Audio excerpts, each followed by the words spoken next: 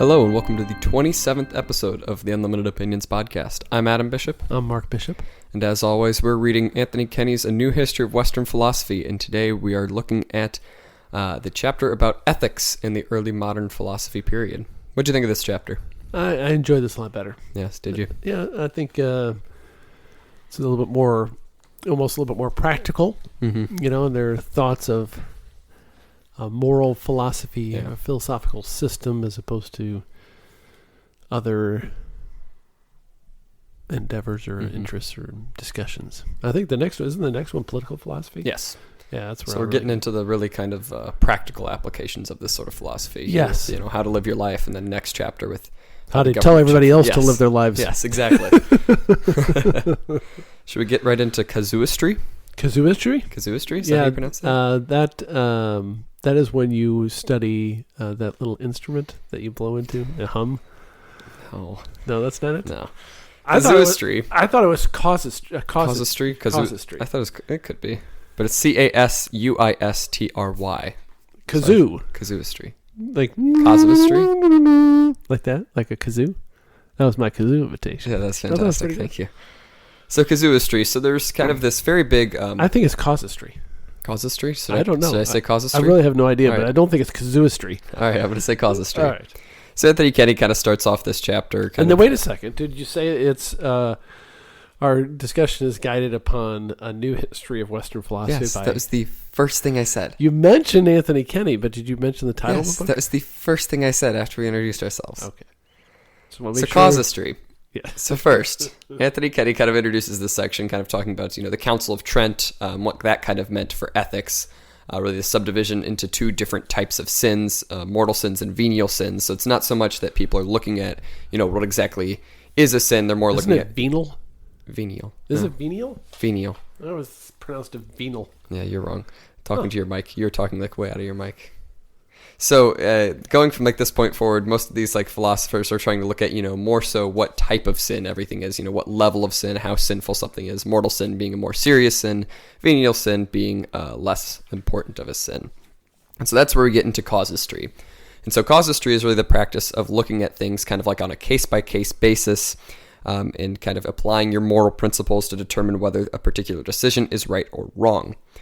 And this was written primarily a lot by Jesuits at this time, and they're very much... Jesuits? Jesuits. Or Jesuits? I say Jesuit. I don't think it matters. Okay. All right. Just want to make sure we're on the same page. And so they printed a lot of these kind of handbooks, these sort of guidebooks with kind of fictional cases. What should you do if some sort of instance like this comes up? What is kind of the moral thing to do here? And so that was kind of how a lot of this ethical philosophy is kind of guided throughout this time. It's very similar to opinions from the Ethics Council with the Missouri Bar. So that if you have a unique circumstance and you want to know how to be compliant with the Missouri rules of professional conduct as an attorney, you can get an advisory ethics opinion. Interesting. And you can give them a scenario, and they can give you an ethics opinion. They publish them. So it's very similar to that. Yeah. But it's not about morality necessarily. It's more about legality. They don't even claim it's about morality, but it is ethics, and there's certain professional guidance, and they have different principles that they set forth in our code of ethics that we have to follow, but it's not described as a moral or religious code. It's like a logical code of how to best serve the public and the clients and stuff. So it's only not mentioning religion because they're really just denying the moral basis of the code in the United States. Everybody's like, nobody really acknowledges the religious fundamental aspect of our criminal and civil codes. But be that as it may, we'll move right along. Yes. And so one of the big questions at this time, we're getting to kind of the age of exploration here. And so a lot of the big question was, how should we treat, the native people over in the Americas? And so one of the big... enslave them, of course. Yes, well, of course. You just got to find a way. Yeah. And so it's kind of like all of these kind of leaders trying to prove that they were morally okay in kind of enslaving all of these people. And particularly one of these was Charles V, who kind of gathered up a group of philosophers and got them to basically declare that it was okay for people to be enslaved because some men are just inherently better fitted to serve rather than to be masters, and therefore it's morally acceptable to enslave these people. And of course, this was very much disputed by a lot of people who believed that kind of these Native Americans had developed to a level of society that makes them, kind of on par with Christians, and you can't just enslave all of the people you see. Well, I think you probably can. Well, you can, but you should not. Well, that's what some people say. Opinions vary. Yes. As these expert theologians would assert. Opinions there vary, and that you can pick the opinion that agrees with you and your actions and move right along, and you feel morally justified. It reminds me of Bill Clinton during the impeachment sagas before you were born. But he got caught, in an affair with an intern, Monica Lewinsky. Yep. And so he gathered him to him like a bunch of so-called religious leaders, to counsel him. I think it all turned out later, I think every one of them was an adulterer. So it's just, but they were ministers. Oh yeah, they prayed together, and I always wondered what those conversations were like, because there's probably just a bunch of guys drinking beers and smoking cigars, talking about their conquests. Meanwhile, it's a show for the rest of us. Yes. Oh, he's really repentant about how he went awry. Anyway, moving right along. I like this long discussion of usury. Yes, that's what I was going to say. Another big issue here. Which is still prohibited by the Muslim faith. So that actually caused a lot of problems with the Americans trying to track down the terrorists, because they didn't use a lot of them didn't use the standard financial system because it was considered immoral. So they have these different, I forget what they're called. They don't really lend money. But they have this book discusses the exemptions and the excuses for allowing it, and there were similar type prohibitions and end arounds for observant Muslims to be able to get financing for projects. Well, to define usury, because I don't think we did, it's kind of lending money with interest. With interest, it just means like if you buy a car. You get a loan, you pay interest on the loan. It's kind of what you were saying is it was still technically banned, but a lot of these, casuists, maybe? I think it's causes, because it's cause. They're talking about the cause. Causists, yeah. A lot of these causes kind of are like, well, maybe if you're just entering into a partnership with this person, then it's acceptable. And they kind of just made so many, kind of exemptions to this rule that basically kind of Kenny says that usury was basically just widely accepted by most Christians at this point. Roman Catholics, right. Yes, not all Christians, Roman Catholics particularly. Right. Well, you see a discussion of the opportunity costs, which is still discussed today in like tax policy, because if you're taxing things, then you're taking that money out of the economy, and so there's an opportunity cost, meaning you're losing an opportunity to use that money in some other way. So that's why you charge a fee on the interest, and that's why they've kind of believed it was acceptable. If you take some of that risk, if you're lending someone money, then it's acceptable to kind of charge them interest because you're taking some of the burden yourself. Right. It's just kind of a funny discussion nowadays with interest being so common on virtually every major purchase in American society, and confiscatory interest rates on bad credit, like payday loans, and title loans. I mean, you're talking about an annual rate of like 50%. That's kind of immoral. Yeah. But I guess if they're willing to pay it, I agree. If you're really in a pinch, you need the loan. Moving on to mysticism and stoicism. Yes. So kind of going back to some ancient beliefs here, kind of these two beliefs. You seem kind of low key today. I think you need to up your game. Are you wore out from your media appearances earlier in the day? I didn't say I'm not necessarily worn out. But yeah. Our young Adam, the host of our program, was interviewed on the local media about his, what do they call it, an academic all-star? Academic all-star, yes. Nice. So I was one of the top 2 in my class in my high school, so I was interviewed on the local AM radio. So you are number 2. Yes, I'm number 2.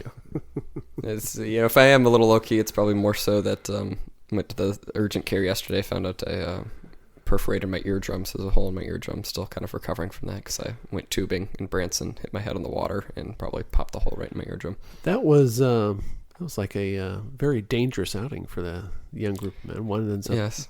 puncturing his head on a ceiling fan and going to the hospital, and you perforated a eardrum. Did you share that your health issues with the host family? Well, I just thought, I had water stuck in my ear and that sort of thing. Well, I mean, now. Once now? No, I haven't told them. Oh, you should text your buddies and make them feel bad. I told one of them, yeah. They should bring over soup.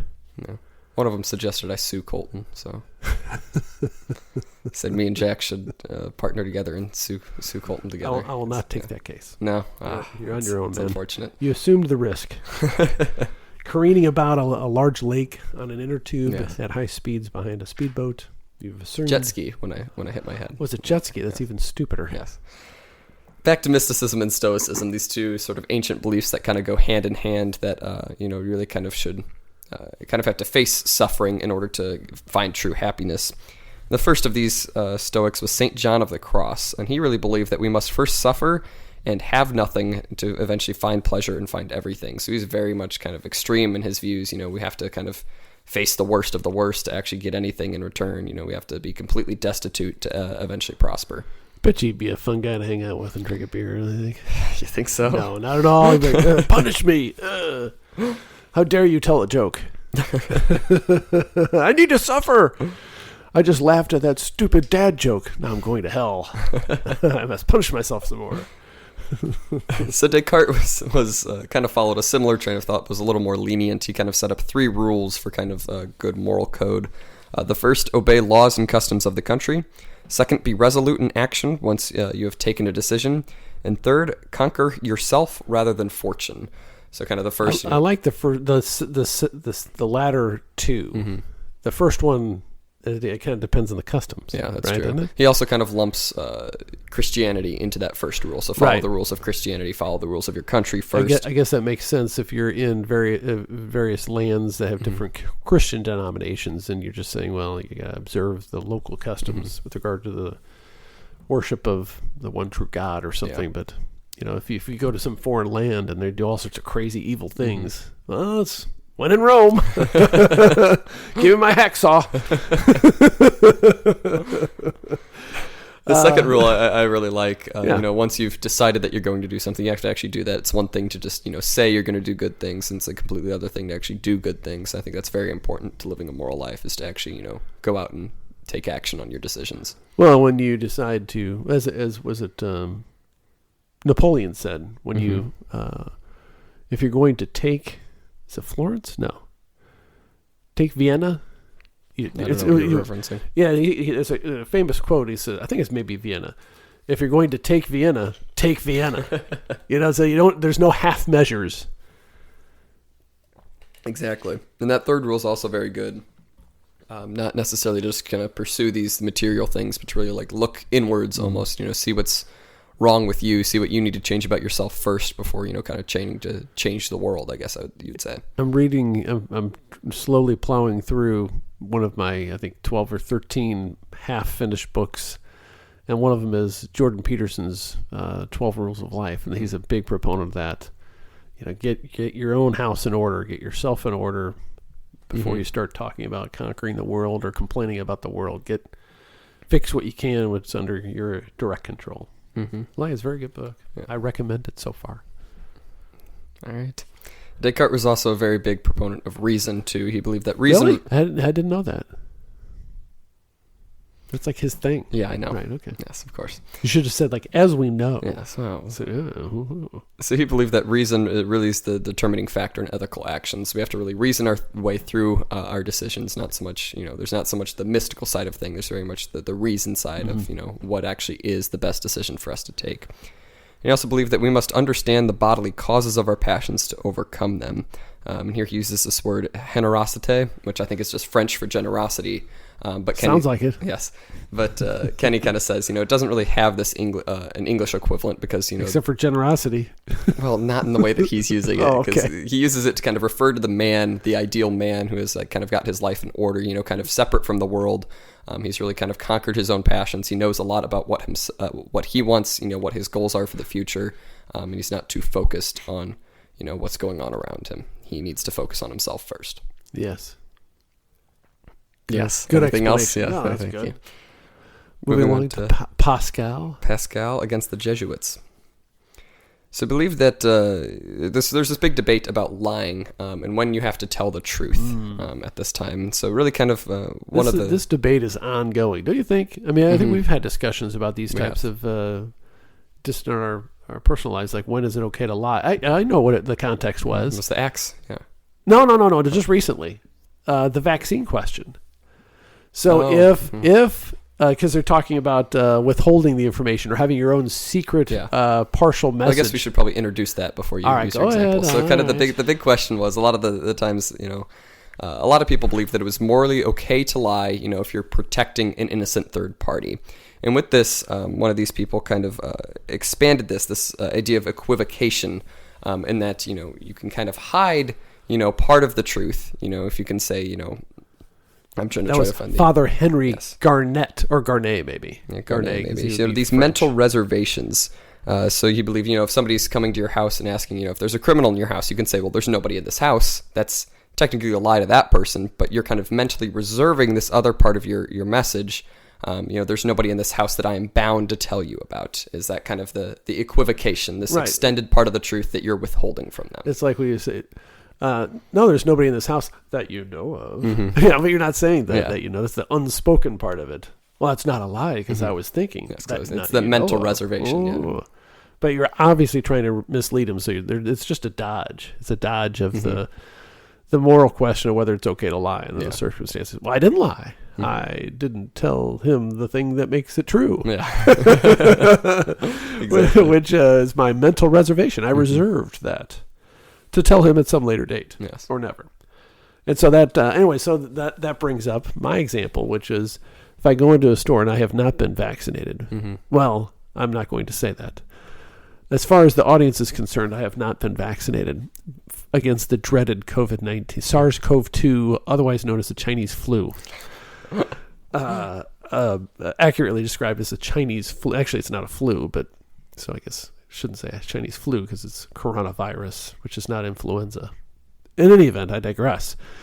So if a store owner were to ask me, what have you been vaccinated? I could say yes, because I've been vaccinated against every other type of illness that I've been vaccinated against. I've been vaccinated, but I'm not telling him. I'm not really answering the true question, which is, have you been vaccinated against this particular virus? So that was a mental reservation. That's mental reservation. Good example. Modern day example. Good example. And so I would say that is morally correct to make that mental reservation. And then I guess then there's a discussion of, do I have to honestly answer an unfair question? If you have no right to ask me the question, do I have an obligation to tell you the truth? So I think that's the better question here is, I don't, because, you do not have the right to ask somebody about their medical history. So, I would think that, I think you are morally acceptable to withhold that from them. Withhold it. But is it morally okay to lie to them? No, I guess that's, I think it is. Because I'm a defiant personality. And the defiant. only way you can truly defy them is by lying. That lying in some ways is more defiant than a refusal to answer. I'm so defiant, I'm saying the opposite of the truth to you. That's great, Dad. I mean, there's some element of truth in that, I think. Yeah. You don't like that, are you? You're not interested in that. I'm not too interested right now. Really? Yeah. You're not interested in life just because you don't feel good, or you're not interested in my theory of truth telling and defiance? I don't know. All right. Okay. I thought that was very interesting. That was interesting. Don't you think that discussion of whether you can or cannot tell the truth appropriately? I think that is very interesting. Yeah. And of course, a lot of these philosophers were very unsure over whether or not equivocation is actually morally acceptable or not. There are very many critics. Shakespeare was one, actually, Anthony Kenny mentions. In Macbeth, an equivocator definitely is listed as one of the persons who's definitely just going to hell. Right. Very, very big sin for some, but morally acceptable for others, depending on who you ask. Yeah. Is this where they get into the probables? Is that this section? So Pascal was kind of looking at these causists, and there were very varying opinions on very different issues. And so, when is it actually when do you take which side? And so, some people would say, well, if there's a chance that one of these is correct, then you can still take that advice. You can still go with that decision. Well, no. It was different than that. If there's a chance that a chance of it being wrong, then you don't do it. Yes. Right? Sorry. So if there's a minority opinion that whatever the action at issue is in place, you shouldn't do it. Right? Even if like 90% of the people said it's okay, if 10% said no, don't do it. Yes, that was the first kind of... It's like basically a fail-safe. That was the first kind of look at that. And then the other kind of look was, well, if the majority of people kind of believe that this is acceptable, then you can do that action because, a lot of these people agree. So, it's kind of statistically, it's more likely to be the right thing. I absolutely think that's so correct because I think we should just take votes on moral issues. If a majority of people think that something is right, we absolutely go with that. Just follow that blindly by majority vote. I think that's the way to go. But I guess they would limit the vote to ethic professors or ministers or bishops or whatever. But I don't think we should defer to anybody. Yeah. Do you think you should defer to anybody? I guess we're supposed to defer to our priest and the Pope. Yeah. I don't know that I do. I don't know. Depends on if they're right or not. Well, then you're not deferring very much, are you? Yeah. That's a lack of deference. Yes. I'll have to mull that over a little bit. Well, that's kind of what Pascal says. So he's like, well, when do you actually, follow this advice? And he said that if an opinion is probable, it is licit to follow it, even though the opposite opinion is more probable. So, if there's a chance that it's okay, I think he's confusing the meaning of the word probable. What do you mean? Because he's used the probable on opposite sides. Yes, he has. I guess their definition of probable is not more than half. Yeah. Because you can have more than half on each side. Yeah. But go ahead. So he kind of believes that, if there's a chance that it's okay, then you are all right in following that advice. Because, you've looked at it, you've seen that it is good advice. And so then the sin cannot kind of be on you if you follow that advice. Even though the other side might be more probable, you are still okay in following the first advice. I think you should just decide it yourself. Yes, so do I. Yeah. And I think that's really what the later philosophers come down to. It's like, you can't just have these experts tell you what's right or wrong because they can't even agree. On to Spumoni. Nope. Spinoza's ethical system. And I kind of like that the first sentence of this section, Anthony Kenny says, no one could ever accuse Spinoza of having belonged to a clique. Yes. And I think that's very true because every time we read anything about Spinoza, it's usually just very strange what he has to say. I think that those words can be stated of both of us. Or each of us. I guess that's true. So Spinoza really believed that everything primarily endeavors to persevere in its own being. So really survival first. That's what we're always kind of trying to... Self-preservation. Yeah, self-preservation. That's what we're really trying to do first. I wonder if we're in a clique, the two of us now. I guess. I don't see anybody else here. So he believed that desire, pleasure... Could a clique be two people? Doesn't a clique imply a larger group? I feel like clique kind of implies that there's other people who want to get in, but you're excluding them. That's a necessary element. Then we're not really a clique at all. Yes. Well, I don't know. There might be some unlimited opinion groupies out there that still have not responded on social media with any interesting you can comments. follow us on Twitter at capital U, lowercase LMTD, capital O opinions. So Spinoza believed that desire, pleasure, and pain are the three You really like that one. I just like...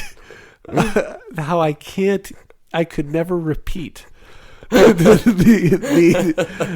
spelling of the Twitter account just because the capital whatever. It's just so nonsensical. So Spinoza believed that desire, pleasure, and pain are the three fundamental human drives.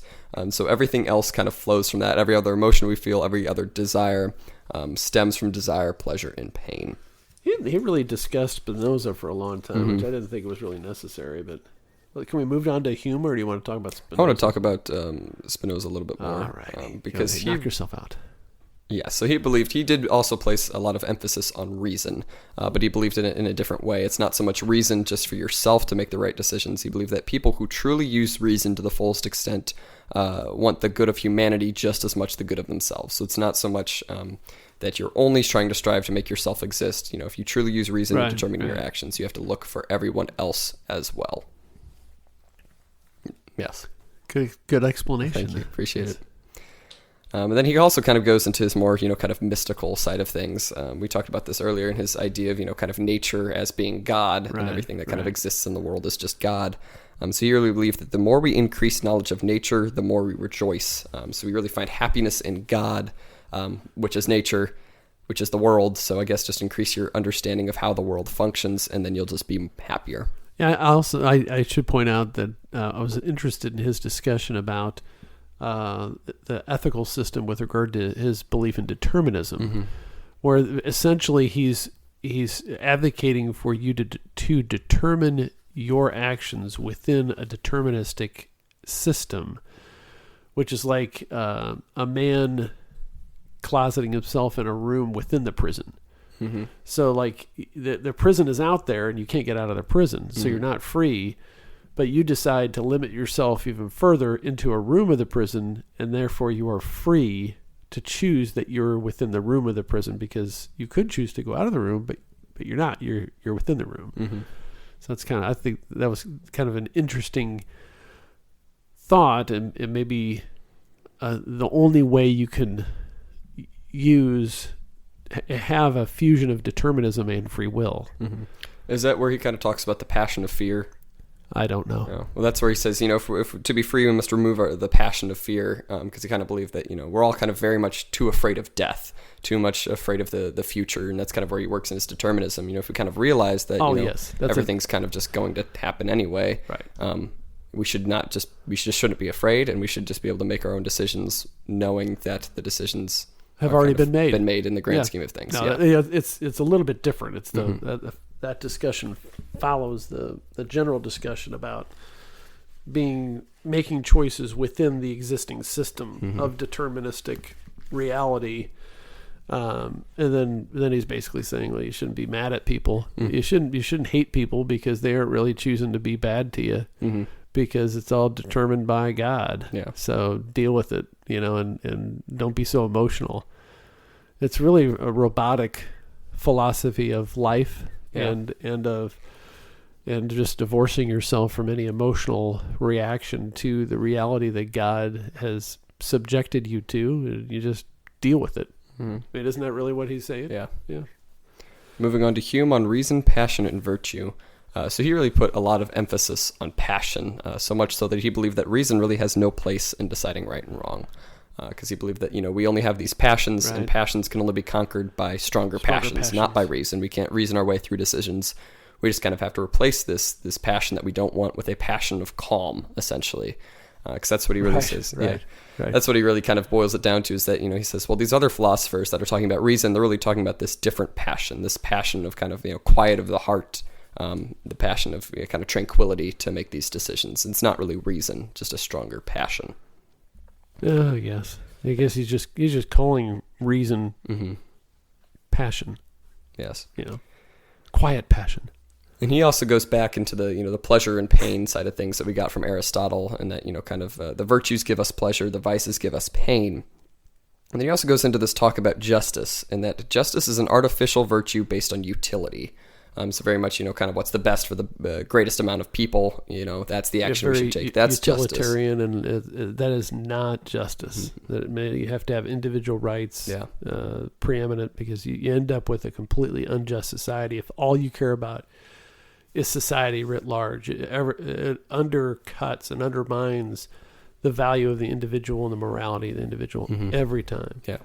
So he's just dead wrong. I don't like him for it, and that's it. Yeah, I just put my foot down. Did you hear it? Yes, I just heard it. All right. Yes, but he also says that we should. Wait, I already said I disregarded him. What else was it? Go ahead. All right, he says, aside from these artificial virtues that are very much based around kind of the societal impact of things, we have these natural virtues that are more based on sympathy, and those are kind of the better virtues he believed. The ones that come naturally to us, that are kind of born within us, and that we kind of just inherently kind of want to, compare ourselves to others, kind of have that sympathy for others, and kind of put ourselves in their shoes. And that's where the good virtues are. Yeah, I don't know. You don't know? Yeah, I don't know. Yeah, I don't know. I don't know, do you think it's? Yeah, I guess when we're little, we have those innately. I don't know if everybody does. That's sympathy. I have sympathy for dogs. Mm-hmm. Universal sympathy for a dog. And for children, you get anybody over 30. I don't know. Fair enough. Yeah, I don't know. What do you think? What do you think of that? Do you think sympathy for others is a fundamental part of the moral philosophy? Yeah, I don't know. I think building block, a brick, if you will. I think we definitely do have to have respect for what others believe, but I don't think we should really just kind of sum everything up. Everything good in the world comes from sympathy to others, because I don't think that's true. I don't think, there's a lot of good things that are accomplished, without thinking of anybody else really, without, how does this impact each individual person around me? I think that's too much of a task, I would think. If you want to actually do something, you can't really look at every individual person. How are they going to think about this? How are they going to feel about this? Because then you'll just get stuck basically just thinking about it forever. Yeah. Like a feedback loop. Yeah. I think Kant is more correct on that one, where you got to look for the... although he wants to find these universals and apply them to each individual subject, and the categorical imperative that it's only right if it's right in every circumstance. Mm-hmm. So that's kind of what, to kind of break that down a little bit more, moving on to Kant here. He believed that happiness cannot be the ultimate purpose of morality. It has to be duty instead. I agree with that. Mm-hmm. Although I don't know about duty, but he's closer to it. Happiness is like, it can be so false, and it can be fleeting, and you can be happy for the wrong reasons. Mm-hmm. Exactly. And he really believed that... really, to kind of sum up what he believed, he said that you should act only according to a maxim which you can act the same with will to be, which you can act with at the same time will to become a universal law. So any action you make, you kind of have to apply it universally. If I'm going to make this decision, it has to be good in any sort of circumstance like this. If I want to, I forget what examples exactly he uses. I have an example. It's an old Russian proverb. Oh. You know the old Russian proverb? I know the old Russian proverb. Have I shared this on this podcast? I don't know. It's an old Russian proverb. If you see a Bulgarian on the street, strike him. He will know why. And so that's a universal. Mm-hmm. If you anytime you see that Bulgarian, and I'm not saying that you should do those things, of course. I don't know of any Bulgarians. I don't even know any Russians for that matter. Not ethnic Russians, I guess, or people from Russia. Mm-hmm. And so I don't mean to disparage. I thought that was a funny... I don't know where I heard that from or read that somewhere. I've heard it so many times from you. Now you have. But that's a universal. Mm-hmm. Does that make it right? I don't know. I guess it's a universal wrong, maybe. Mm-hmm. Anyway, moving right along. Yeah, but Kant was... this kind of very much goes... kind of against the casuistry, the casuistry. Because they're like, we'll just look at everything on a case-by-case basis. Kant's really saying, if we're going to have a moral code about anything, it has to apply to everything. We can't just break it down so individually. We have to actually have a system that we can follow to make right decisions. And I think he's right on that generally. I think it's hard, really, really hard to do. Because you could always find, you do the... how do you say it? Reduction to absurdity arguments on any moral justification, or your general rule, it has so many exceptions that it becomes meaningless. I think that's where it's a nice segue into Hegel, actually, because I think he's definitely the best in this reading, because he definitely kind of tries to resolve these two issues that we face on both sides. I'm doing a good job of segueing into the next one. You are. I'll do better next time too. I'm working on it. So Hegel's kind of ethical system was very much founded on the notion of rights. Individual rights, property rights. Mm-hmm. Yeah, I'm with him. Yeah, and that's what's most prominent in his system. So he believed that, if you're kind of looking at a system in which there's a master and a slave, they both lack full self-consciousness of their own decisions. The slave, of course, is kind of submitting to the will of the master. He's not really taking into account his actions, and the master's kind of deferring part of his own freedom into that, he's kind of giving up some of his own self-consciousness. I don't buy this analogy, but go ahead and keep it. You're doing a great job explaining his theory. Mm-hmm. Yes. So he kind of believes that, if you're a master over somebody, you're not really examining your own decisions as well, because you're kind of also controlling somebody else's decisions. And so you're not really looking at yourself in the proper, way that you should be, like examining the impact of your own actions. And so that's where he really gets into those kind of fundamental rights. That a person has the inalienable rights to life, freedoms from slavery, and a minimum of personal property.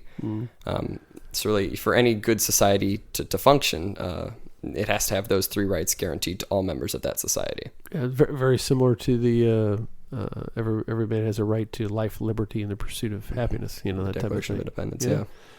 Very. I think there's a strong influence from that. From those writings on those founders. But the idea that the individual rights are fundamental to a proper ethical system, I think, is dead on.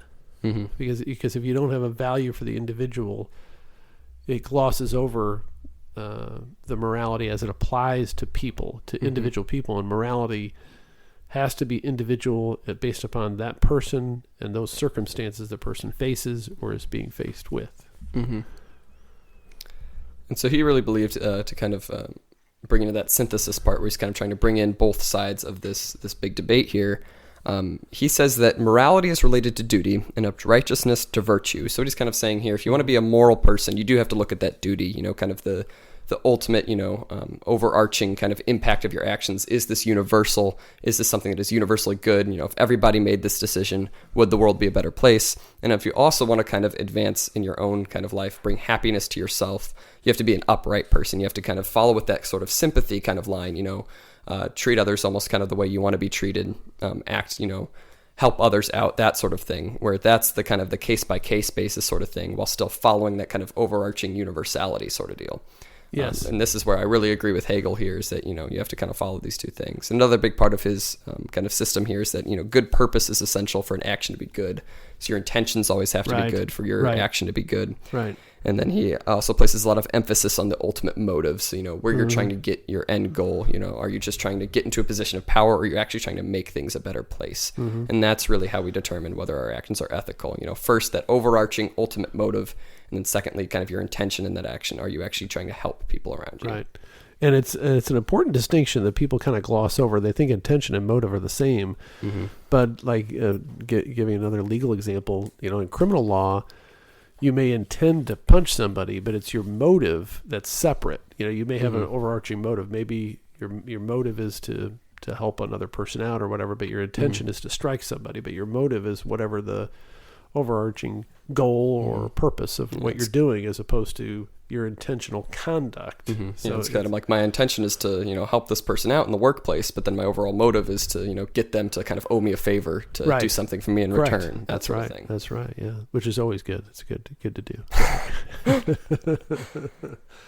And so, I really like Hegel's kind of interpretation of everything. It's not, kind of the brutal, everything has to be universally applied of Kant, and it's also not the same thing as the causists, the kind of pleasure, look at everything individually. I think we do have to combine those two, and I think that's really where he succeeds. Agreed. Good synopsis. Thank you. And excellent job. That is it for ethics in the early modern philosophical era. I had another half hour I was going to talk about, but if you want to finish now, that's fine. Did you? What else are you going to talk about? That's all right. That's all good. That's all good. Any other closing remarks on this episode? No. I really started to enjoy the readings more. I always enjoy the podcast because I get to spend time with you and talk about philosophy and stuff. But I think as this book goes on, it's gonna be better. I won't be complaining as much about Plato and ancient texts and all that stuff. I'll leave our listeners with a word of advice. If you ever feel like you have water stuck in your ear, check to make sure that it's not first a ruptured eardrum, because you shouldn't pour, ear cleansing fluid into your ear if you have a hole in your eardrum. It's painful. Yes. Sorry about that. But my intention was to do that. But my motive was to help you. I did intend to pour that saline solution into your ear. But my motive was to help you. I did not know it was hurting you. All right. Well, this has been Unlimited Opinions. I've been Adam Bishop. I'm still Mark Bishop.